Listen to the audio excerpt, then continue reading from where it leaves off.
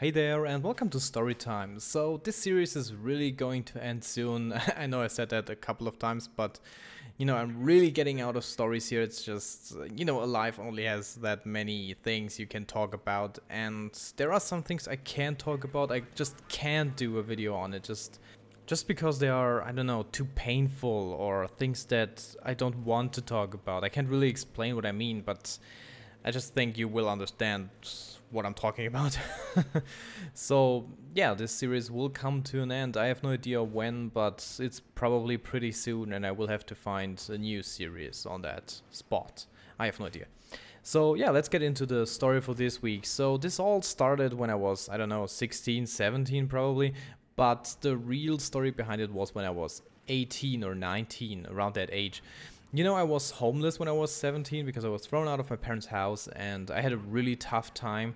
And I started a little bit sooner with, helping people that had a bad background, basically, or that came from abusive home, that were beaten up by their parents, or that were, left alone by their parents, that, I don't know, had no friends, that just had a hard time, We all know someone that's like that.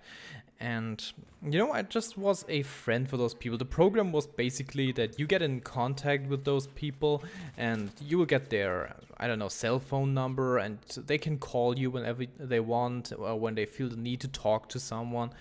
And I don't know, I just wanted to do that because to feel useful, to help people that were in a, same kind of condition as me. That sounds so weird, but yeah, I don't know, I just thought I wanted to help, and that was the perfect thing to do for me. So yeah, I enlisted on that, and I got two people at first that were, in contact with me. The first one was a girl, or a young lady, basically. I think she was 16 at the time. I met her the first time when I was 18, I guess. At first it was just like, I don't know, going to group meetings and stuff like that for the first year or something like that, because they could just give me, real contact to those, or one-on-one contact, if you want to put it like that, when I was 18, just because of a law thingy. So yeah, when I was 18, I was put in contact with that girl, and she was from a bad home. Her father left the family when she was very young, and her mother raised her alone, and her mother was a drunk, basically. And she did not have friends at school, she was bullied, she just had a very hard time. And because of that fact, she was pretty, heavy when she was younger. So pretty overweighted, and you know how kids are. They will just bully you for being fat, basically, or for being a little bit overweighted. Kids are mean. So yeah, she had a really hard time at school. As I said, no friends. So she became anorexic, so she just stopped eating, basically. And I think she had a little bit of bulimia too. Is it called bulimia? Where you puke after you eat. It was horrible. So she was pretty thin by the time I met her, and you had to force her to eat, basically. She was on her way to get better, and yeah, my task was only to talk to her, to be there for her, and to just, be a friend, if you want to put it like that. It sounds weird to basically hire someone to be a friend, but I just think it helps people. So yeah, we were talking a lot, and there were some times, when she called me at 2 or 3 a.m. in the morning, and I was totally out of it, and she just, cried into the cell phone and was like, oh my god, my life is so pointless. And this sounds a little bit like I'm making fun of that, but I'm not. It's just, yeah. So yeah, we talked a lot, and she actually tried to kill herself one time. I can't remember the reason why she wanted to do it, but she tried it, she failed, luckily, and it was just very weird because, she was a very nice girl. She's still alive, so don't think that she died or something like that. She's very much better, very much better. Is that a real word? She's better now. She's pretty much fine. I think she even married 1 or 2 years ago. So yeah, we are still in touch, actually. So yeah, and that was the first person I met. She was kind of easy to deal with, just because you had to reassure her the whole time that she was beautiful, that she wasn't, too overweighted, and she wasn't, by no means. This girl was only skin and bones. There was nothing on that girl. So yeah, it was kind of easy to deal with her. But there was this other guy, and this guy was really, really hard to deal with. The story behind this guy was when he was maybe 13 or 14, something around that corner, he got the wrong friends, and it was the really, really, really wrong friends. They were like 20 years old, a group of, you know, older guys, and they used him a little bit to run errands and stuff like that, and that was basically fine, I guess. But after a while, oh my god, they tried to turn him into a Satanist. Is it called Satanist? Because they were actually Satanists. So, you know, they do all these black rituals and stuff. And they were the kind of, the bad kind of Satanists. There is a distinction between good and bad Satanists. I won't get into that here. But they were the bad kind. And what they did basically was rape him and abuse him over years. I think he got out of that when he was 17, you know.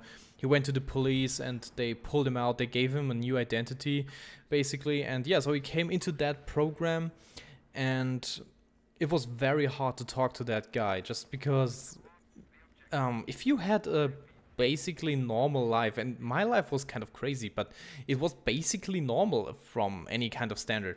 And if you had any kind of normal life, it's just unimaginable to believe that there's someone that was tortured and raped, and I have no idea, that endured so much pain over the course of a couple of years. And I don't know, there were times that I just listened to him and I just couldn't reply anything. Just, I don't know, it was just as you see, or as you hear, I'm out of words right now. It's just unimaginable, the things he told me, and sometimes I just didn't know what to reply to him, and he said it was okay. I apologized to him. I said, I'm sorry, I'm out of words. I'm totally out of words. And he just said, it's fine. He just wanted to get it off his chest, or to clear out his soul, basically.